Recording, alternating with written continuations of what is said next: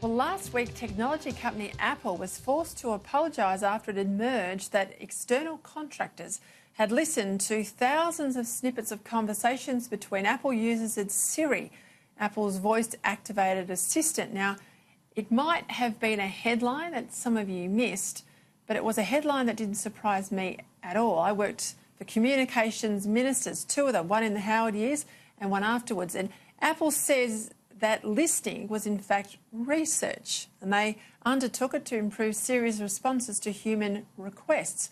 But from a company that prides itself on user privacy, it was a particularly embarrassing revelation. Of course, so much data is being harvested by technology companies in today's modern connected age that I doubt many people have a true handle on what's being collected about them.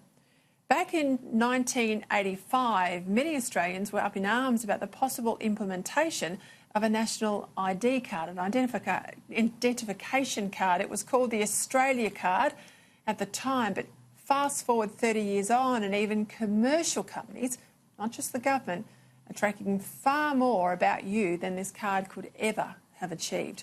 Joining me now to go through this complex issue and what it means for Australia is technology reporter with the Australian newspaper, Mr. Griffith, one of Australia's most experienced technology writers. Chris, thank you for your time. Fascinating subject. It is. I guess it's one that we haven't really come to grips with as a society. We've got, I think, great benefits of having CCTV for crime investigations and tracking down people who commit offences, whether it's, night grocery stores or whatever out on the street. But we've got this problem now where the prolific number of cameras that are out there and the marriage of that with artificial intelligence, the ability for machines to actually work out what people are doing in those cameras is creating a problem. There was always the basic, human limitation that if you generated a lot of CCTV, then some person had to actually go through it, and that put a limit on how much of it was useful. But now machines can do that. And I think, Peter, the big development is the machines not only can identify people, cameras can not only identify people, like up to 15 people in one scene, but they can also work out what you're doing. So in places like China, for example, which, I suppose is this dystopian example of what we don't want to have happening, they're using it for jaywalking. There was one city that was in a report I read last year where they had a big monitor up at the intersection, and if anyone jaywalked or went through the don't walk period, they would be shamed on this big TV, and it was the actual computer attached to the cameras that was making those choices. Now, this can cause mistakes, and in that case it did. It actually identified one of China's most high-profile business women as jaywalking, when in fact all that had happened was she'd been on the billboard on a bus that had gone through the intersection, and the camera picked her up. So this stuff can get out of control and cause problems. What I'm trying to say here is that I can see great benefits in CCTV, but I also see a lot of importance in us, putting the boundaries around it so that what little privacy we do have left is there for us. And look at the rank of crimes too. So when you have CCTV everywhere in the city, which we do, you walk out of a building like this in Melbourne or Sydney or Brisbane, there's cameras everywhere, 4 or 5 times over before you get to the end of the street. I have no issue with that if the footage is then, as you say, someone goes back through it and they find out a woman was being followed. In the case of Eurydice Dixon, the man was just jailed today for 35 years. They pieced together how far she'd walked down the street, and this man had followed her and surveilled her for that period of time. If that's what they use it for, no issue with me. But if they're going to use everybody's faces linked to your passport and they search automatically with machines through footage to find out people doing what I think are innocent crimes like jaywalking or littering or all of those things, and suddenly you get a big fine in the mail but no one's pulled you up at the time, then I think it's getting into the big brother sort of territory. But I'm also concerned, Chris, beyond this sort of government use of technology, so many of the companies like Apple and all the others that have these voice-activated units on your TV or those home automation units that you buy separately, they are always on, always listening to conversations. How much is recorded and what happens with it?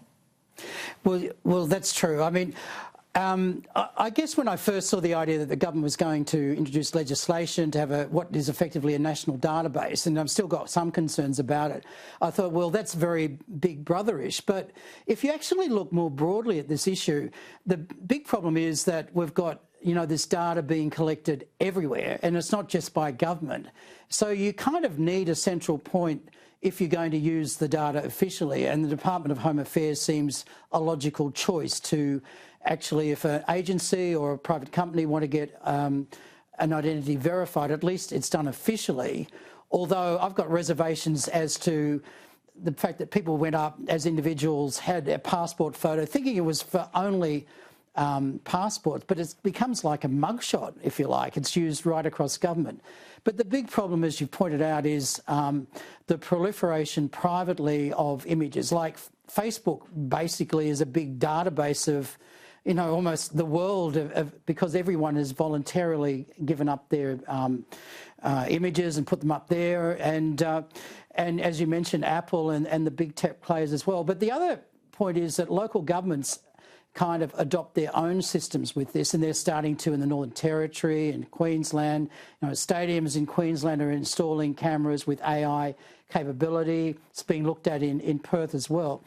And you've got everyone collecting data and analysing it and maybe under the radar swapping it with each other, and that becomes a really big issue in terms of any vestige of privacy. Chris. Let me just jump in there, because you're absolutely right.